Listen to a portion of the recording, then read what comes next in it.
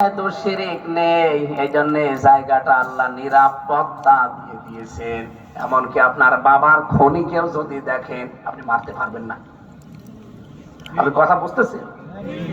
এই জায়গাটা এত নিরাপত্তা দেওয়ার কারণ একটাই, এখানে শিরিক নেই। বলেন তো বাংলাদেশের ৫৬,০০০ বর্গ মাইল, এটা কি কাবা শরীফ? হ্যাঁ? এটা নিরাপত্তার শহর বানানো লাগবে না? কি দিয়ে বানাবেন? না, এই দেশটাকে এখন শিরিক মুক্ত করা লাগবে। এই ৫৬,০০০ বর্গ মাইলে যত রকমের শিরিক চলছে, তার ১ নম্বরের শিরিক হচ্ছে আল্লাহর আইন না চলা। কারণ যেখানে আল্লাহর আইন থাকবে সেখানে অন্য কোনো আইন থাকতে পারবে না। সুতরাং এই দেশে এখন আল্লাহর আইন আমরা চাচ্ছি, পাশাপাশি দেখছি আমাদের অনেক নামধারী মুসলমান ভাইরা আল্লাহর বিপরীতে আইন চাচ্ছে। তার মানে যারা যে শিরিক করছে, অনেকে বুঝে অনেকে না বুঝে। আমি ডিপলি নিচে যেতে পারলাম না, ইঙ্গিত দিয়েছি। সুতরাং আপনারা যারা জমিনে আল্লাহর বিধান চান না, অন্যের আইন কায়েম করতে চান, এই শিরিক যতদিন এই দেশে বন্ধ করা না হবে ততদিন পর্যন্ত নিরাপত্তা দেওয়া সম্ভব না। আমরা তো ওইটা চাই, আর সে সুযোগ আল্লাহ এবার করে দিয়েছেন। আপনি একটা জরিপ পেয়েছি আন্তর্জাতিক, আমেরিকা থেকে এসেছে। এই বাংলাদেশ নিয়ে তারা বানিয়েছে যে ১০০ জনের এই দেশে এখন অন্তত ৫০ জন মানুষ তারা জামাত ইসলামী বাংলাদেশে আছে, আর ১০০ জনের ৫৪ জন মানুষ এখন তারা জাতীয়তাবাদী দল বিএনপিতে আছে। এই রিপোর্ট তো আমি এখন বানালাম, আমেরিকা বানিয়েছে, খ্রিস্টানরা। আর আমাদের দেখতেই পারে না, একেবারে নিরপেক্ষ করে বানিয়েছে। তাহলে ১০০ জনের ৫৪ জন তারা, ১০০ জনের ৫০ জন জামাত ইসলামী মনে করেন। আমার প্রশ্ন হচ্ছে, তাহলে কিয়ামত পর্যন্ত যদি এভাবে থাকে, এই দেশে ইসলাম ক্ষমতায় যাওয়া সম্ভব? কারণ ওদের নাম বললাম, যারা ১০০ জনের ৫৪ জন, তারা কিন্তু ঘোষণা দিয়েই দিয়েছে যে আমরা শরিয়া আইন বিশ্বাস করি না। তারপরও তারা ১০০ জনের ৫৪ জন এই জরিপ পেয়ে পর্যন্ত তারা খুশি ছিল। কিন্তু যখন ওই যে কাতার সোজা করো, ৮ দল অন্তত এক হয়ে গেছে, এদের যদি ৫০টা হয় তো ওই ৭ দল মিলে অন্তত ১০% তো হবে। তারা হিসাব নিকাশ করে দেখেছে এই ৫০ আর ১০ মিলে ৬০, আমাদের চাইতে ৬ বেশি। এই জন্য বলছে নির্বাচন আরো বেশি যাবে, যাতে মাতাল হলো তাহলে ঠিক আছে। ২০২৪ সালের আগস্টের ৫ তারিখের বিকাল বেলা থেকে জিকির করছিল যে চাই চাই কি চাই, নির্বাচন। হঠাৎ করে এইটা আসার পরে এখন বলছে না, ম্যাডাম অসুস্থ। কে বলেছে ম্যাডাম আজকে সুস্থ হয়ে যাচ্ছে? কিন্তু তারা জীবনও চাইবে না। এখন তারা সেই উপর থেকে নিচ পর্যন্ত জিকির করা আরম্ভ করেছে যে জামাতের দোষ আছে ৭১ সালে, এদের দোষ ৭১ সালে আছে। এটা কি আপনি ৯১ সালে জানতেন না? ২০০১ সালে জানতেন না? সব জানার পরও তাদের গাড়িতে আপনি লাল পতাকা তুলে দিলেন, আর এখন বলছেন ওদের দোষ আছে। এক মুখে দুই কথা যারা বলে তারা মুনাফিক। আপনাকে রাগ হয়ে গেল? হ্যাঁ, কিছু মানুষের রাগ মনে হচ্ছে। আমরা কেবলাকে এমনি কেবলা মনে করি না। অনেকে মনে করছে না, সবাই তো কেবলার দিকে নামাজ পড়ে। কে বলেছে আপনাকে? ওর মুখ কেবলার দিকে আছে, কিন্তু মন আছে দাদার দিকে। এই জন্য কথাবার্তারা এখন দাদার মতো। নবীজির হাদিসের দিকে তাকান, আপনাকে কেবলাকে কেবলা মনে করা লাগবে। আমাদের জাতির পিতা হযরত ইব্রাহিম নবী, তিনি কেবলার দিকে মুখ এমন ভাবে ঘুরিয়েছিলেন, লোক দেখানোর জন্য না। তিনি আল্লাহকে শোনাচ্ছেন, ইন্নী ওয়াজ্জাহাতু ওয়াজহিয়া লিল্লাযী ফাতারাস সামাওয়াতি ওয়াল আরদা হানিফা ওয়া মা আনা মিনাল মুশরিকিন। বলেন আল্লাহু আকবার। হযরত ইব্রাহিম বলেছিলেন, মাবুদ আমি আমার এই চেহারাকে ঘুরিয়ে দিলাম তোমার দিকে, আসমান আর জমিন তুমি বানিয়েছো, আমি এখন ইষ্টভাবে আজকে মুখটা ঘোরালাম, আমি কিন্তু মুশরিক না। আমি কথা তুলেছিলাম হযরত ইব্রাহিমকে দিয়ে, আমি আশা করছি যা ইঙ্গিত দিলাম আপনি বুঝেছেন। কোনো চিন্তা করবেন না, কোনো ভয় নেই, এবার গ্যারান্টি দিয়ে গেলাম ইসলাম বাংলাদেশে এবার কায়েম হবে। আপনি যদি সাথে থাকতে চান আপনাকে নিয়ে ইসলাম কায়েম হবে, আপনি যদি সাথে না থাকতে চান আপনাকে মাইনাস করে হলেও এবার ইসলামে দেশে কায়েম হবে।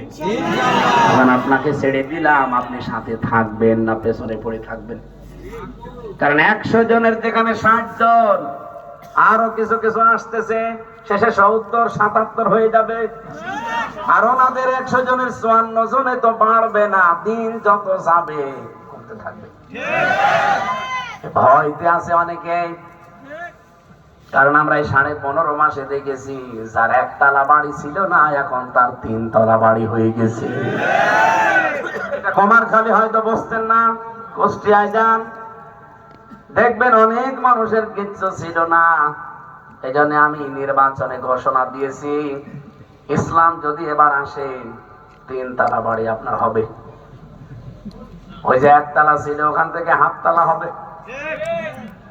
এই জন্য তাদের রাগ এখন যে দরকার নেই, কি করি সব বাদ দিয়ে এরে ঠাকাও। আল্লাহ যদি কারো উপরে তুলতে চায় তাম পৃথিবী পা ধরে টানলেও নিচের দিকে আসতে পারবেন না।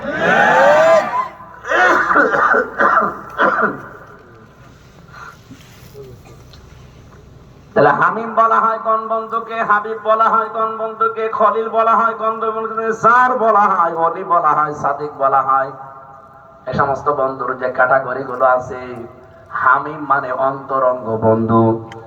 এত রকমের সব কথা যার কাছে বলা যেত, এই বন্ধু পর্যন্ত কিয়ামতের দিন আপনাকে কোনো প্রশ্ন করবে না। রব্বুল আলামিন বলেন এতটুকুই শেষ না, ইউবাসসারুনাহুম ইয়াবাদুল মুজরিমু লাউ ইয়াফতাদি মিন আযাবি ইয়াউমিদিন বিবানি ওয়া সাহিবাতিহি ওয়া আখি ওয়া ফাসিলাতিহি আল্লাতী তুবি ওয়া মান ফিল আরদি জামিআ। একেবারে সামনাসামনি করবা, ইউবাসসারুনাহুম, তার নিজের সন্তানকে তার সামনে নিয়ে এসে দেওয়া হবে। লোকটা সন্তানের দিকে তাকিয়ে বলবে রব্বুল আলামিন এটা আমি মুক্তিপণ দিলাম। এই বসেন বসেন বসেন, এইটা আমি মুক্তিপণ দিলাম, আমাকে তুমি আমার এই সন্তানটা নিয়ে হলেও ছাড় দাও। এমনকি আমার স্ত্রীকেও দিয়ে দিলাম, আমার যে স্ত্রী আছে, আমার ভাই আছে, তাদেরকেও দিলাম, আমার যত সম্পদ ছিল সব দিলাম। আমার জ্ঞাতি গোষ্ঠী, আমার দলীয় লোক, আমাকে যারা আশ্রয় দিত, বিপদে পড়লে কাছে আসতো, এদেরকেও তোমারে দিয়ে দিলাম। দুনিয়ায় যা কামাই করেছিলাম সম্পদ সব দিয়ে দিলাম। সম্মায়ুজি, এরপরও আমাকে একটু বাঁচাও, মুক্তি দাও। সঙ্গে সঙ্গে আওয়াজ আসবে কাল্লা, কখনোই না। ইন্নাহা লাযা, তোরে আমি লাজায় দেব। কোন জায়গায়? এই জবাব দেওয়া লাগবে, কোন জায়গায়? আল্লাহ বলেন লাজায় দেব, বলার সঙ্গে সঙ্গে আমি ঘোষণাও দিয়ে দেব নাযাআতাল লিশাওয়া। লাজা কি টের পাওনি? এটা এমন একটা ঘর যেখানে গেলে আগে চামড়া খসে যাবে। কাদেরকে ডাকবে লাজা জানো? তাদউ মান আদবারা ওয়া তাওয়াল্লা ওয়া জামাআ ফাআওয়া। এই লাজা নামে যে গর্তটা, যে জাহান্নামটা, এটা ডাকবে শুধু এই পৃথিবীতে তাদেরকে যাদেরকে সত্যের দিকে আহ্বান করার পরে অহংকার করে মুখ ফিরিয়ে নিয়েছিল। এই মানুষটাকে ডাকবে লাজা। যারা মাল সম্পদ দুনিয়ায় জমা করেছে, আর কি করে এটা সংরক্ষণ করা যায় এই চিন্তায় ছিল। এ বাংলাদেশে বহু মানুষ এমন পাবেন, সত্যের দিকে আহ্বান করলে ওই মানুষগুলো বোঝার পরও ঘাড় ঘুরিয়ে আবার টান করে চলে যায়। কথা বলেন না কেন? ইব্রাহিম আলাইহিস সালাম কিন্তু খুঁজে খুঁজে তার রবকে পেয়েছিলেন, আর আমাদের চোখে আঙ্গুল দিয়ে দেখানোর পরেও এবাউট টান করে চলে যায়। যারা মাল সম্পদ জমা করেন আর এগুলো বারবার কি করে সংরক্ষণ করা যায় এই চিন্তায় থাকেন, তাদের একটা গর্তের নাম বললাম, নাম লাজ, যেখানে গেলে আগে চামড়া খসে পড়ে যাবে। কঠিন এই জায়গাগুলো কি কি সুসংবাদ আপনি টের পাচ্ছেন? এরকম কঠিন যন্ত্রণাদায়ক আযাবের জন্য আল্লাহ একটা গর্ত রেডি করে রেখেছেন। তার ভেতরে এটা 3 নাম্বার গর্ত। 1 নাম্বার নাম হাবিয়া, আর একটার নাম হুতামা, আর এটা 3 নাম্বার। এত কঠিন, হুতামাটা আর একটু কঠিন। আল্লাহ পাক বলেন, কাল্লা লা ইউমবাদান্না ফিল হুতামা ওয়া মা আদরাকা মাল হুতামা নারুল্লাহিল মুকদা আল্লাতী তাত্তালিউ আলাল আফইদা। কখনোই না হুতামায় দেওয়া হবে তোমাকে। জানো আপনি, জানেন আপনি, হে নবী আপনি জানেন হুতামা কি? এটা আল্লাহর জ্বালানো আগুন। এর বৈশিষ্ট্য হচ্ছে শরীরের যেখানেই লাগবে আগে কলিজা পুড়ে যাবে। এটা লাজার চাইতে লাজা তো চামড়া খসে যায়, আর এটা যেখানে লাগবে আগে কলিজা শেষ। এর চাইতেও ভয়ঙ্কর আর একটার নাম আছে হাবিয়া। এটা আরো কঠিন। আমা আদরাকা মা হিয়া নারুন হামিয়া, এটা প্রচন্ড গরম আগুন। এই গরমের তীব্রতা, এর তীব্রতার একটা শ্রেণী আমি পড়েছি তাফসীরের ভেতরে। এই হাতের ফাঁকা জায়গা যে আছে বুকে, এখানে আল্লাহ ফাঁকা করবে, হাতের ভেতরে আগুন লাগাবে, এই হাতটা ভেতরে বুকের ভেতর দিয়ে পেছনে দেবে। ওখানে দেওয়ার পরে আপনার জীবনের যে কর্মকাণ্ড গুলো একটা বই আকারে লিখিত, ওইটা আপনার হাতের উপরে তুলে দেবে। হাত গিয়েছে বুকের মাঝখান দিয়ে, পেছনে যেহেতু বই থাকবে, টান দিলেও বের হতে চাইবে না। ফেরেশতা 19 জন আল্লাহ লাগাবে, 19 জন ফেরেশতা। এরা এই হাত ধরে সামনের দিকে টান দেবে, ভেতরে যে হাড় গোড় আছে ভাঙতে ভাঙতে চলে আসবে। আল্লাহ রাব্বুল আলামিন বলেন, কিয়ামতের দিন কঠিন ওই ময়দানে তোর জন্য কোনো অংশ আমি বাকি রাখবো না। এই কঠিন অবস্থায় দুনিয়ায় তো হয়তো আফজাল সাহেব কিছু না রেখে গেলেও তুই চলতে পারবি, কিন্তু কিয়ামতের দিন আমি তোর জন্য যেহেতু কোনো অংশ বাকি রাখি নাই, কিভাবে চলবি?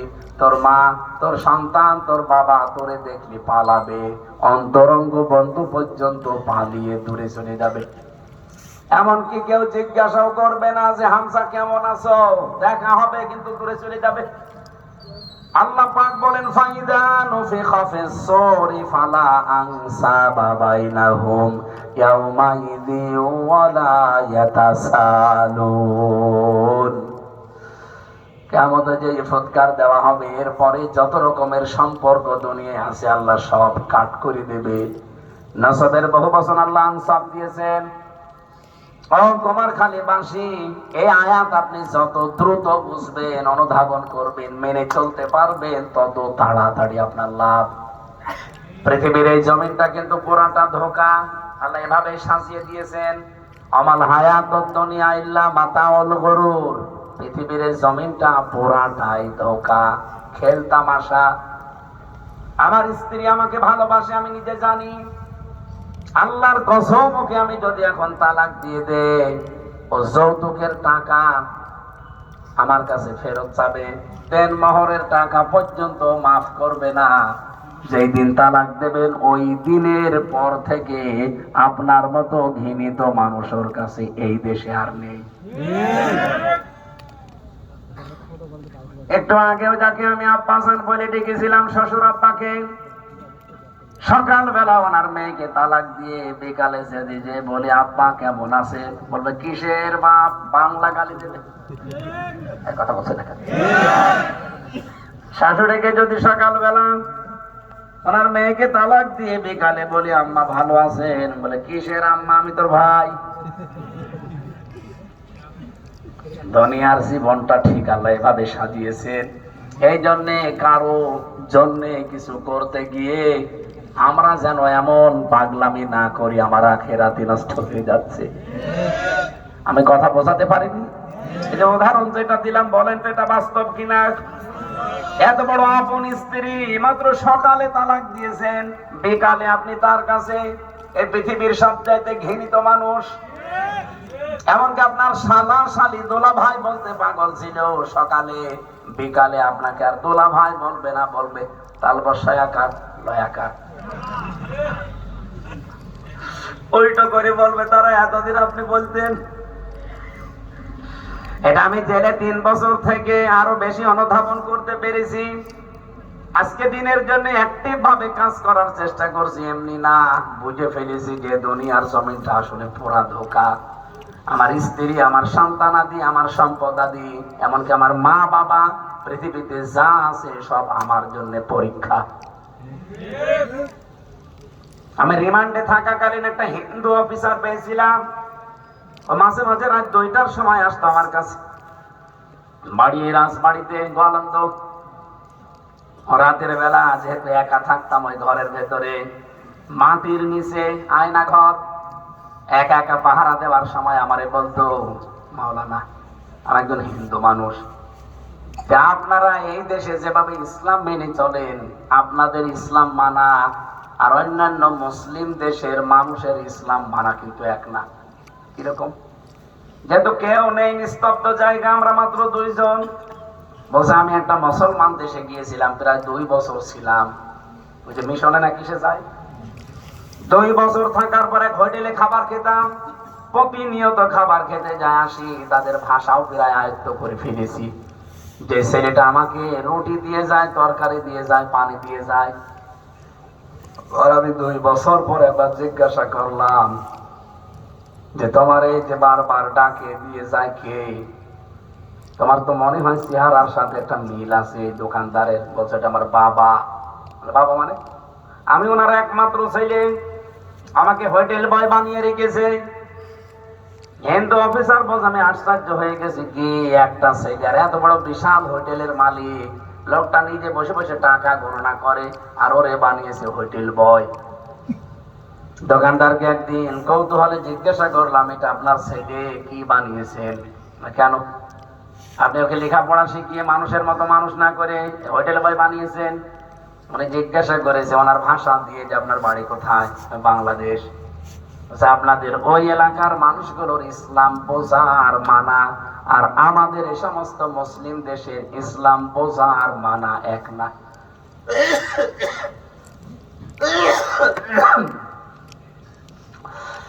হিন্দু লোকটা জিজ্ঞাসা করেছিল কেমন বলেন তো? ওই দোকানদার তাকে 2টা আয়াত শুনিয়েছে কোরআনে কারীম থেকে। ও তো মনে করছে যে মুসলমান হবে। সূরা তাগাবুনের 15 এবং 16 নম্বর আয়াত, এই 2টা আয়াত বলছে আমি ওই দিনের পর থেকে আরবিতে মুখস্থ করে ফেলেছি। পরবর্তীতে বাংলা ইংরেজি মিলিয়ে দেখলাম যে আসলে আমাদের দেশের সাথে এদের মিল নেই। আল্লাহ রাব্বুল আলামিন জানিয়েছেন, ইয়া আইয়ুহাল্লাযীনা আমানু ইন্না মিন আযওয়াজিকুম ওয়া আওলাদিকুম আদুওয়াল লাকুম ফাহযারুহুম ইলা আখির আয়াত। এই ঈমানদারেরা, অবশ্যই তোমাদের সন্তানাদি সম্পদাদি তোমাদের জন্য শত্রু, তাদের থেকে সতর্ক থাকবা। দোকানদার ওনাকে বোঝাচ্ছে যে বাংলাদেশি ভাই, এই সন্তানটার 4টা দায়িত্ব আমার উপরে ছিল, 4টাই আমি পালন করেছি, বাকি দায়িত্ব আমার উপরে নেই। এখন যদি জোর করে অবৈধভাবে কিছু করতে চাই, ওইটার জন্য কিয়ামতে আমার আখিরাত নষ্ট হবে। কি করেছেন আপনি? বলে এর প্রথম দায়িত্ব ছিল জন্মের পরে আমার একটা সুন্দর অর্থবোধক নাম রাখা, আমি রেখেছি, ওর নাম আব্দুল হালিম। 2 নম্বরে ওকে দ্বীনের শিক্ষা দেওয়া, ও যতটুকু পারলে দিন মানতে পারে আমি শিখিয়েছি। এরপরে ওর পড়ে নাই, করবো কি? 3 নম্বর, ওটা সৎ পাত্রী দেখে আমি ওকে পাত্রস্থ করেছি, বিয়ে দিয়েছি। 4 নম্বর, ওর একটা হালাল কর্মজীবন তৈরি করে দেওয়া দরকার, আমি দিয়েছি। ওর যে লেখাপড়ার দৌড়, ওরে তো আমি অফিসার বানাতে পারি না। ও যতটুকু লেখাপড়া করেছে ওই অনুযায়ী ও হোটেলের বয় ছাড়া ও কোনো কাজে লাগে না। তোরে আমি তো হালাল কর্মজীবন দিয়েছি, ওরে আমি 50 লাখ টাকা ঘুষ দিয়ে একটা চেয়ারে বসিয়ে দেব, তো চেয়ারই নষ্ট করবে। তোর জন্য আমার আখেরাত আমি নষ্ট করব, তো পাগল আমি না। কোরআনের এই আয়াত পড়ার পর আপনি কি বুঝেছেন? এই সন্তান, এই সম্পদ, এগুলো আমার শত্রু, এদের থেকে সতর্ক থাকা লাগবে। আল্লাহ রাব্বুল আলামিন, আমি এই হিন্দু বেটার কাছ থেকে ওই দিন শুনে বুঝে দেখলাম, তাই তো ওদের ইসলাম বোঝা আর ইসলাম মানা আর আমাদের সাথে মিল নেই। আমাদের বহু বাবা আছে, বহু গার্জিয়ান আছে, ছেলে যদি অন্তত ম্যাট্রিক ফেলও হয়, 50 লাখ টাকা দিয়ে এমন চেয়ারে তারে বসিয়ে দেয় যে চেয়ার পর্যন্ত খেয়ে ফেলে। আমি নিচে নামতে পারলাম না, আমি আশা করছি বোঝাতে পেরেছি। ইসলামী বিশ্ববিদ্যালয়ে মনে করেন 1 থেকে 3, 1, 2, 3 যারা হয় তাদেরকে শিক্ষক হিসাবে নেওয়ার কথা, কিন্তু 15 নম্বর যে সে 30 লাখ টাকা দিয়ে অলরেডি তার বাবা ঢুকিয়ে দিয়েছে। এখন ওই ছেলেটা 1, 2, 3 বাদ দিয়ে 15 নম্বরে যে যদি চেয়ারে বসে, ও চেয়ার ঠিক থাকবে না নষ্ট করবে? ওর তার ওই যোগ্যতা নেই। 1, 2, 3 যারা ওরা যেভাবে পড়াতে পারতো, ও তো নিজেই পড়তে পারে না, পড়াবে কি করে? এরকম শিক্ষক দেশে নেই? আমি কি নাম ধরবো? আছে না নেই? সারা দেশের প্রতিষ্ঠানগুলো ঠিক এইভাবে নষ্ট করা হয়েছে, প্রত্যেকটা দিক এবং বিভাগ এইভাবে শেষ করে দেওয়া হয়েছে। এটা তাদের ভেতরে আল্লাহর ভয় ছিল, যারা মনে করত সন্তান আর সম্পদ এগুলো আল্লাহর জন্য, এগুলো পরীক্ষা, এদের থেকে সতর্ক থাকা লাগবে। আপনি দেখেন, তারা সুযোগ থাকার পরেও যারা যোগ্যতা নেই তাদেরকে কোনো চেয়ারে বসায়নি। মাওলানা মতিয়ার রহমান নিজামী মন্ত্রী থাকাকালীন বহু মানুষ তার কাছে সুপারিশ করেছিল, কিন্তু যোগ্যতায় মেলেনি, এই জন্য নিজের দলের লোককেও তিনি চেয়ারে বসাননি। এরকম নেতাই তো দেশে এখন ভরি ভরি। তারা কোরআন পড়েছে এবং ওইভাবেই বুঝেছে, ওইভাবেই মেনেছে। এই জন্য আল্লাহ তাদের জীবনটাও কবুল করেছে, সাধারণ ভাবে মরণ দেয়নি, দিয়েছে শাহাদতের মরণ। কথা বলেন না কেন? তারা যদি সাধারণ ভাবে মরে যেত, আজকে ঘুমিয়ে থাকতো কবরে, এই শেষ। আজকে মাওলানা জুলফিকার যদি এখানে মরে যায়, যদি ঈমান নিয়ে মরে, কবরে দিয়ে দেবেন, ঘুমিয়ে পড়বে, কিয়ামত পর্যন্ত ঘুমাতেই থাকবে, এর আগে পরে কিছু নেই। কিন্তু উনি যদি শাহাদতের মরণ পায়, উনি ঘুমাবে না, কিয়ামত পর্যন্ত ওনাকে আল্লাহ নিজে খাবার খাওয়াবে। আমি কি এটা বানালাম? আলা তাহসাবান্নাল্লাযীনা কুতিলু ফী সাবিলিল্লাহি আমওয়াতা বাল আহইয়াউন ইনদা রাব্বিহিম ইরযাকুন। সূরা আলে ইমরানের 159 নম্বর আয়াতে আছে, যারা আমি আল্লাহর জন্য জীবন দেয় এদেরকে তোমরা মৃত বলবা না, ধারণাও করবা না। সূরা বাকারার ভেতরে আছে বলবা না, সূরা আলে ইমরানে বলছে ধারণাও করবা না যে মরে গেছে। না, ওরা মরে না, ওরা জিন্দা, এবং আমি আল্লাহ ওদেরকে রিজিক দেই। ঘুমিয়ে থাকলে যেহেতু খাওয়া লাগে না, এই জন্য জুলফিকার সাহেব ঈমান নিয়ে মরে গেলে ঘুমিয়ে থাকবে, খাওয়া লাগবে না। আর শহীদ হলে যেহেতু ঘুমানো লাগবে না, জিন্দা থাকবে, জীবিত জেগে থাকবে, এই জন্য খাবার খাওয়া লাগবে। খাবার পাবে কোথায়? দুনিয়ার পচা খাবার তো হবে না, আল্লাহ নিজে খাবার খাওয়াবে।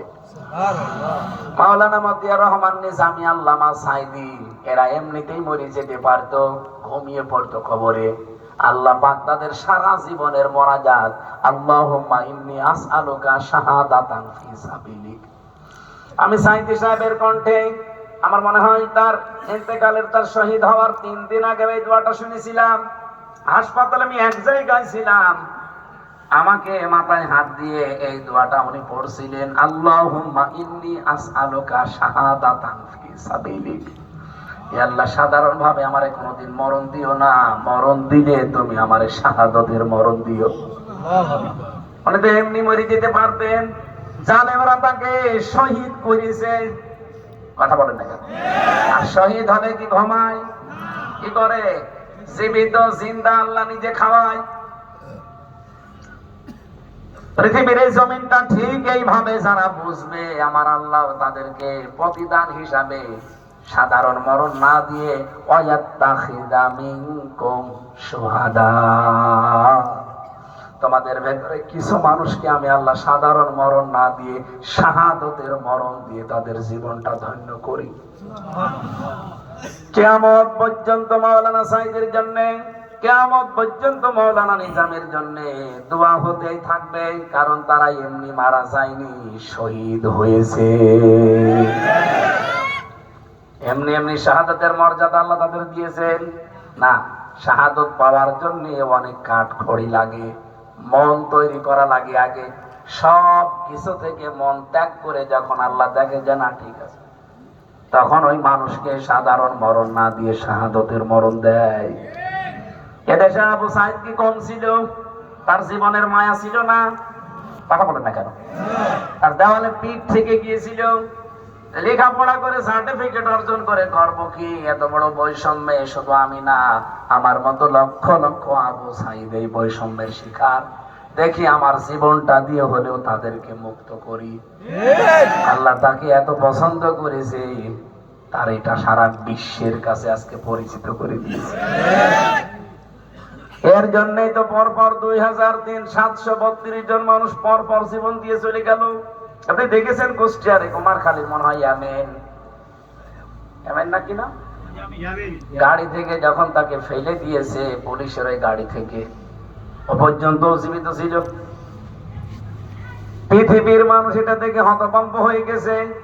পুলিশদের উপরে মানুষের এখনো যে খারাপ ধারণা, এমনি না, এই সমস্ত কারণে। সব পুলিশ খারাপ না।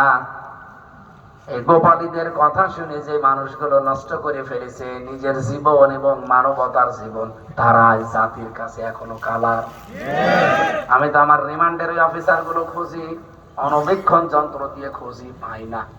কোথায় যে আল্লাহর ওলিরা পালিয়েছে আল্লাহ জানে, কাউকে আমি পাই না। একটারেও যদি দেখতে পেতাম এই 15 মাসে ওরে মিষ্টি খাওয়াতাম।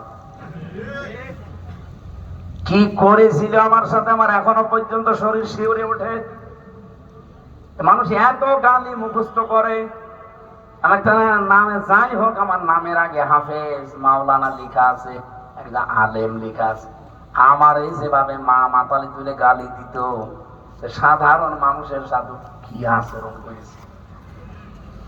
শিবিরের দেলাওয়ার ভাইকে যে রিমান্ডে নিয়েছিল, আমারে ওই অফিসার নিয়েছিল, আমারে মাঝে মাঝে বলতো শিবিরের দেলাওয়ারকে আমরা ফুটবলের মতো লাফ দিয়েছি।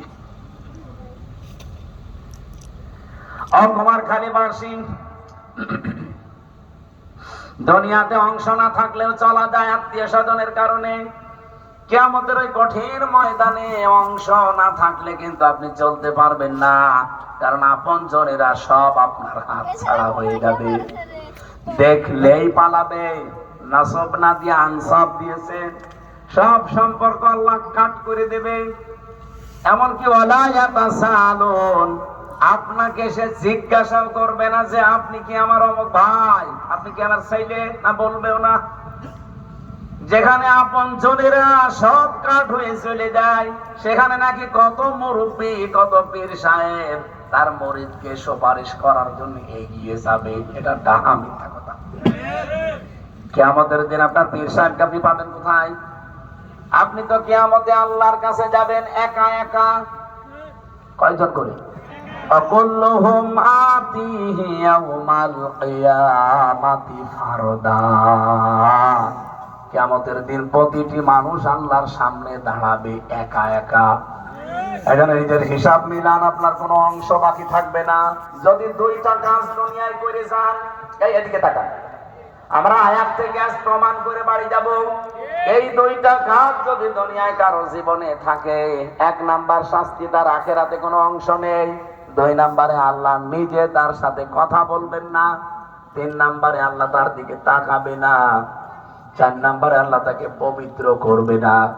এই যে পবিত্র করবে না, এর ভেতরে পেয়েছি আল্লাহ পাক কিয়ামতের দিন কোনদিন তার এই মুখ দিয়ে আর উচ্চারণ করবে না যে তুই আমার বান্দা ছিলি, তুই আমার বান্দি ছিলি।